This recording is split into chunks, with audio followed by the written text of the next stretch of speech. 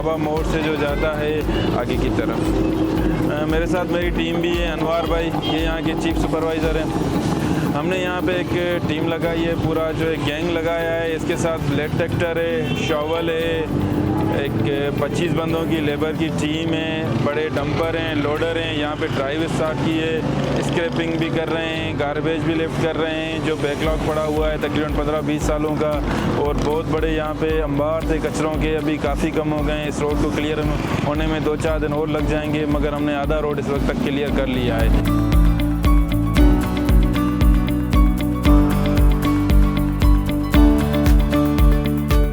Karachi town है, यहाँ अभी जैसे गवर्नमेंट वाले मौजूद हैं माशाल्लाह। इस रोड पे इतनी गंदगी थी हद से ज़्यादा, क्यों यहाँ से आना जाना, बच्चों का आना, स्कूल जाना, बड़े मसले मिसाल थे।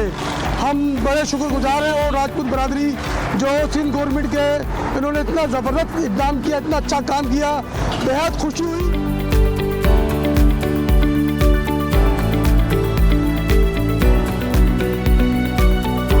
मुसलसल हमारी गली के अंदर जो है ना वो डोर टू डोर कचरा भी उठाया जा रहा है और झाड़ू भी लगती है। अल्लाह ताला का शुक्र है, अब काफ़ी बेहतरी है और उम्मीद ये है कि ये कंटिन्यू रहेगा मामला, जो कि होना चाहिए सफाई सुथराई के हवाले से।